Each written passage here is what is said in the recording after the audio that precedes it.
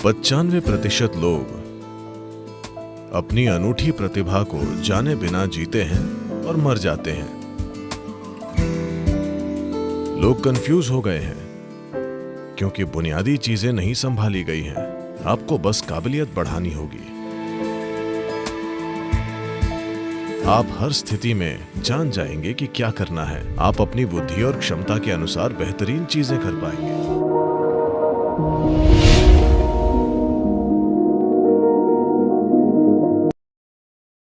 कुछ हफ्ते पहले हार्वर्ड बिजनेस स्कूल के डीन ने मुझसे कहा, हम लीडरशिप की बातें कर रहे थे और वे एक प्रमुख बिजनेस स्कूल के डीन के रूप में अपनी फिलॉसफी बता रहे थे।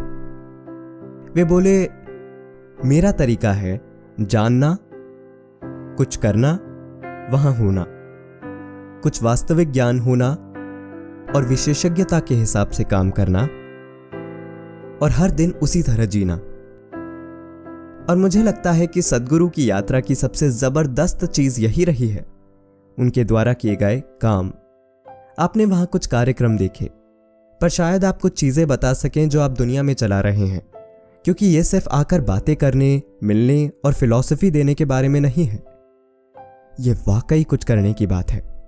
हमें दुनिया भर में चल रहे आपके कामों के बारे में बताएं कि आप उन्हें कैसे करवाते हैं। जब हम कहते हैं होना, तो हम अपने अस्तित्व की मूल प्रकृति के बारे में बात कर रहे हैं। हमारे अस्तित्व की क्वालिटी से हमारे बोध की क्वालिटी तय होती है और हमारी बोध की क्वालिटी से यह तय होता है कि हम क्या जानते हैं और क्या नहीं जानते। हमारे काम इसका नतीजा है। इसे उल्टा कर दें तो ये ऐसा होगा: फल, पेड़, जड़, मिट्टी। पर फल ऐसे नहीं लगते। मिट्टी, जड़, पेड़ और फिर फल। इसे उलट देने से आप जबरदस्ती कुछ पा सकते हैं, पर आपको नुकसान भी होगा। Today,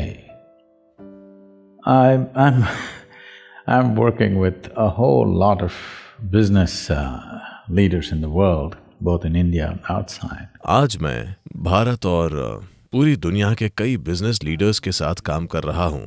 मैं इसे आम धारणा नहीं बनाना चाहता, लेकिन मैं कहूंगा कि उनमें से कम 60 से 70% लोग 45 की उम्र पहुंचने तक कई रूपों में वे गंभीर तरीके से डैमेज हो जाते हैं।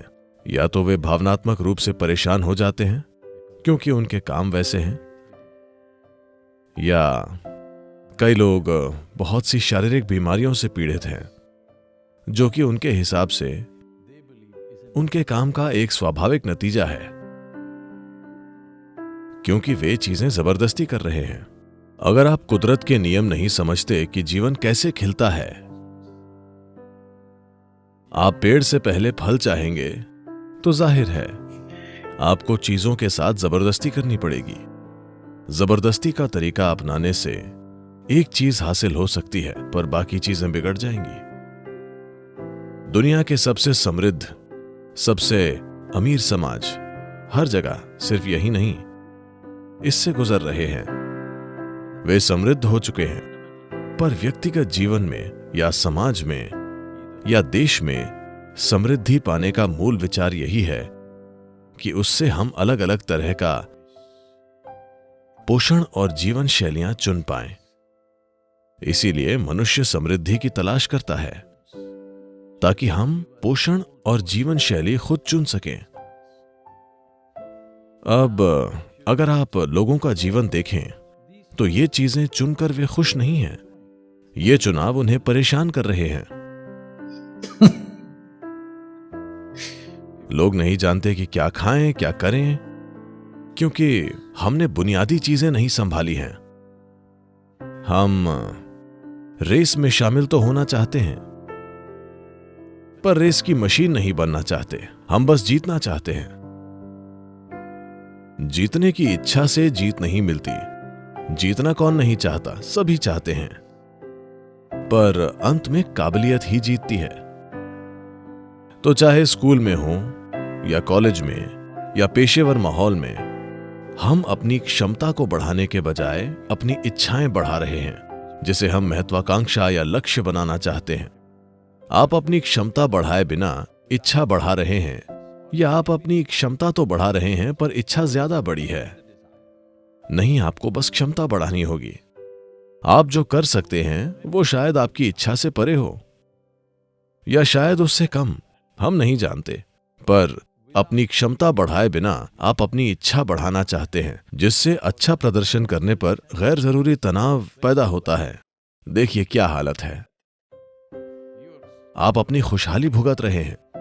इसे माफ नहीं किया जा सकता, क्योंकि हमारी खुशहाली इस धरती पर मौजूद हर दूसरे प्राणी को एक बड़ा नुकसान और दर्द देकर आ रही है, और हम इसे भुगत रहे हैं बस इसीलिए कि हम घोड़े से पहले गाड़ी लगा रहे हैं। तो होना अंतिम चीज नहीं हो सकती।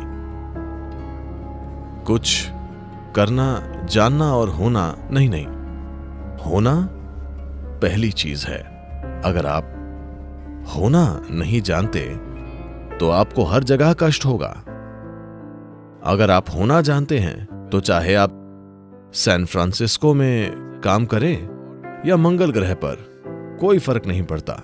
आप जहां भी हों आप काम कर पाएंगे। कौन सा काम? आप अपनी बुद्धि और क्षमता के हिसाब से काम करेंगे। आप बस यही कर सकते हैं अपने जीवन में। अगर हम वो नहीं करते जो हम नहीं कर सकते तो ये कोई समस्या नहीं है, लेकिन अगर हम वो नहीं करते जो हम कर सकते हैं तो हम एक अभागा जीवन है। हम बस यही चाहते हैं कि अपने जीवन में वो काम जरूर करें जो हम कर सकते हैं। पर जब आप ये गैर जरूरी फालतू का तनाव पैदा कर लेते हैं कि आपकी इच्छाएं आपकी क्षमता से बड़ी हैं, क्षमताएं बढ़ाए बिना पूरा ध्यान देकर क्षमता को बढ़ाने की बजाय हम इच्छाएं बढ़ा रहे हैं। Now you're creating a situation where there is stress. जिससे तनाव की स्थिति पैदा हो रही है। तनाव होने से आपकी काबिलियत घटती है न कि बढ़ती है। धरती की कोई भी मशीन बेहतरीन काम तभी करेगी जब टकराव नहीं होगा। जिस मशीन में टकराव कम से कम है वो मशीन बेहतरीन है। यही इंसानी शरीर पर भी लागू होता है। अगर ये कम से कम टकराव के साथ काम करे तो ये बेहतरीन काम करेगा। शायद आप दूसरों जैसे बन न पाएं, पर आप अपने चरम पर होंगे। यही सब कुछ है। और हर इंसान में प्रतिभा मौजूद है। पर मैं कहूंगा कि जैसी स्कूली शिक्षा हम दुनिया भर में हर जगह दे रहे हैं और जैसे हम जी रहे हैं, मैं कहूंगा कि 90% लोग अपनी अनूठी प्रतिभा को जाने बिना जीते हैं और मर जाते हैं। बस 2 से 5% लोग ही अपनी काबिलियत जान पाते हैं। बाकी लोग वही काम करते हैं जो दूसरे कर रहे हैं। वे वही करना चाहते हैं, वे उसे उनसे बेहतर करना चाहते हैं। उनके लिए यही खुशहाली है।